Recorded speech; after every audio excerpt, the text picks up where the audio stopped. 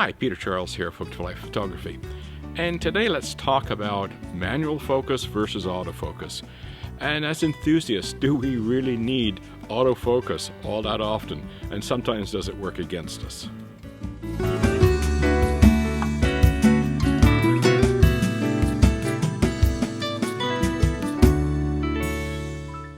Well, rather than sit in my studio and talk about autofocus and manual focus, I figured why not come out and take some photos of this dilapidated old mill, and while we're taking photos, we'll talk about the issues of manual focus and autofocus. Because really, as enthusiasts, do we really need autofocus all that often? I mean, a lot of the time we're taking pictures of static subjects like this, or we might be on a model of a steampunk shoot, for example. Recently I had an opportunity to do such a shoot. I ended up the first dozen or so photos out of focus, just slightly out of focus, because the autofocus system had two options enabled that didn't like each other. And so instead of getting the eye in focus, it was picking bits of her outfit. And it took me a few shots to realize what was going on. So, I mean, often our complex autofocus systems often work against us, and we're using them in situations where we don't need them. So I've got a manual focus lens on my X Pro 3 here, but to be fair, the camera that's filming me is a Fujifilm X-H2. It has a 16mm f2.8 lens, and it's on full auto. So autofocus and auto exposure. Now normally when I'm shooting video, I'm shooting on manual focus, but this time we're in autofocus and we'll see how it does. I've got eye detection enabled, so we'll see if the camera and the lens keeps up with me. So let's get working over this building, and we'll talk about autofocus and manual focus while we're doing it. I have some windows back here. They're broken, look interesting. So I've got the 23mm Voigtlander lens on the X Pro 3. We'll see how quickly and easy it is to manual focus such a thing.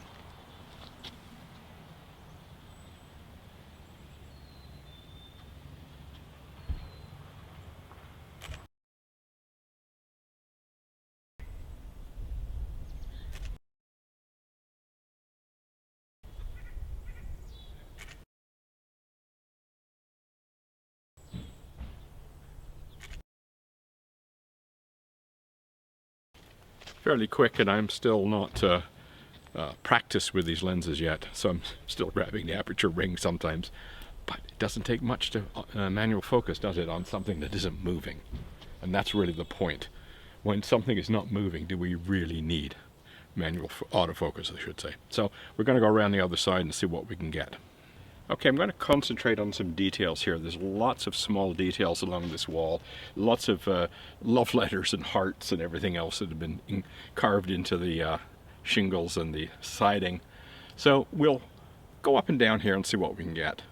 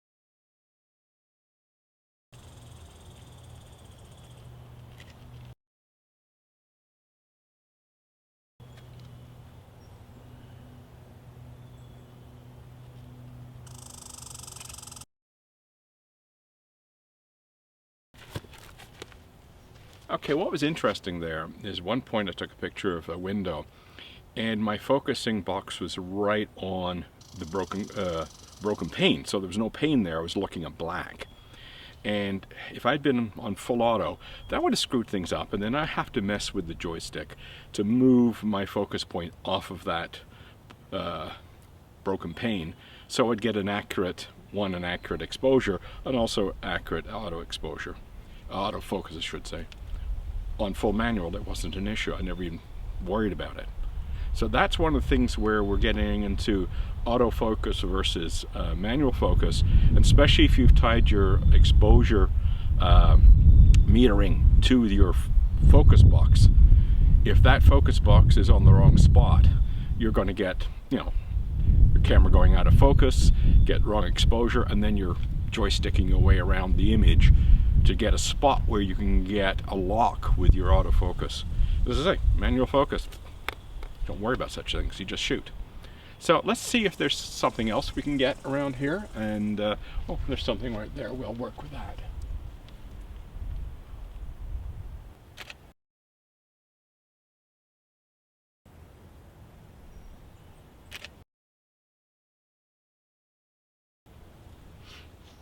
Very quick, very easy to shoot. I'm not wasting any time at all.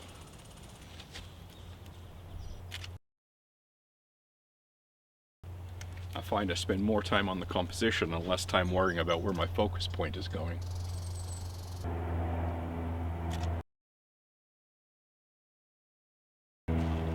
So, apologize for the aircraft. We're near a small municipal airport. But, we'll go around the other side and see what we can get. But you can see, I'm working quickly, and I don't have to worry about the autofocus all that much, because there isn't any. Okay, I'm going to look at a little longer shots, less on the details and more on the structure itself, and we'll see how we do.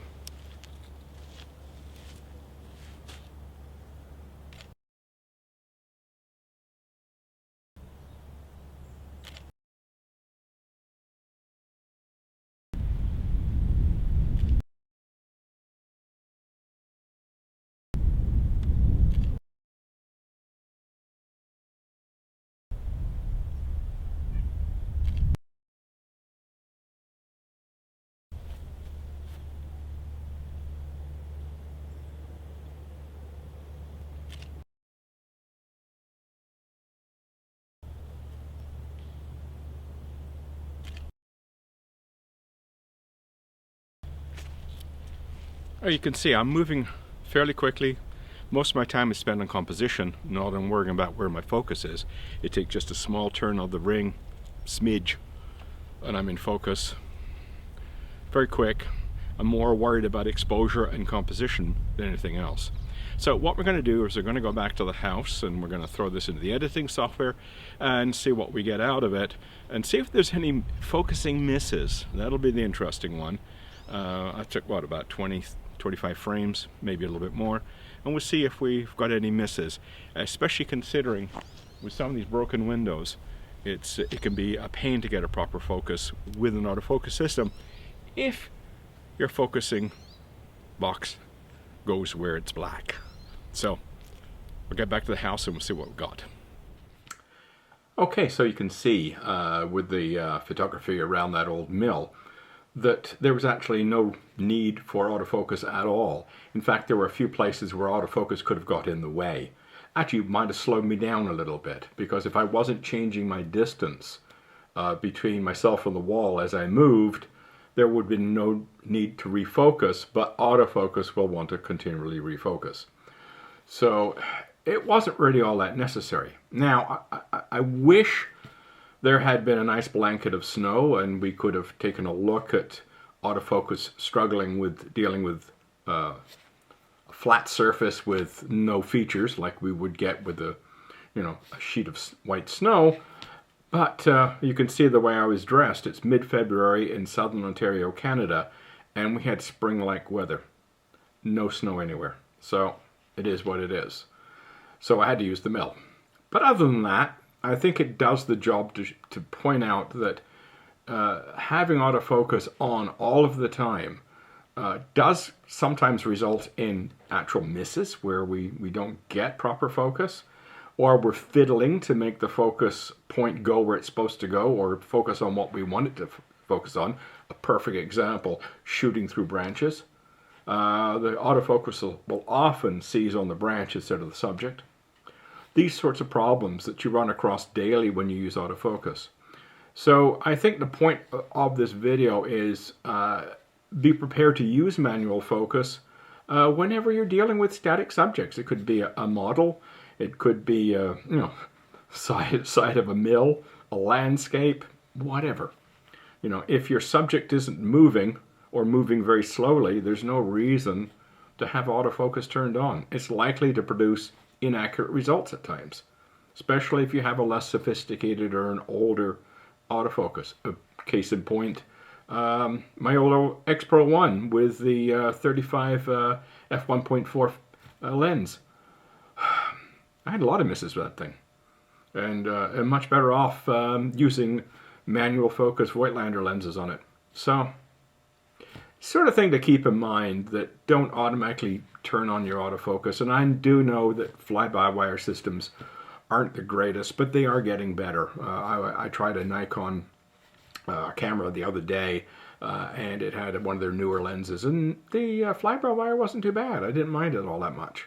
So, I think the newer autofocus lenses, the fly-by-wire manual focusing rings, are getting better, and be prepared to use them. I mean, I tend to shoot manual focus now more than I shoot autofocus, simply because it's actually more engaging with the photography, and I end up with less problems and less frustration. So give that some thought next time you're out with the camera. Cheers.